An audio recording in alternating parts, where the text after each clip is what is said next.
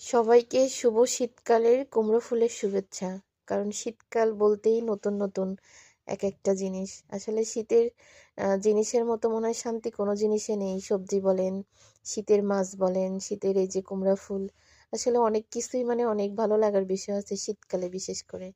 আর গ্রামের বউ হলে কত শান্তি দেখেন তো। গাছ থেকে কুমড়ো ফুল উঠাই নিয়ে এখন ভাজি করব। আর এই যে তরকারি রান্নার জন্য মসলা, তেল গরম করে মসলা দিয়ে কষানো হয়ে গেছে আমার। মশলাটা সুন্দর করে কষায় নিছি, মাছ দিয়ে দিছি। এটা নারকেলি মাছও বলে কেউ, আবার কঙ্কন মাছও বলে। বেগুন দিয়ে আলু দিয়ে এই মাছ রান্না করব। কষানো পানি দিছি, মাছটা কষায় উঠায় রেখে আলু আর বেগুন দিয়ে আলু বেগুন কষানো হয়ে গেলে তখন হচ্ছে মাছ দিয়ে দেবো ওর ভিতরে। আজকে অল্প একটু তরকারি রান্না করতেছি, একটা বেগুন আর দুইটা আলু মাত্র। আসলে তরকারি রান্না করলে থাইকে যায়, সকালের তরকারি দুপুরে আর কেউ খেতে চায় না। কিন্তু ওই হয় ফেলে দিতে হয়, না হয় কাউরে দিয়ে দিতে হয়, আর বাসি তরকারি দিতে গেলে খারাপ লাগে।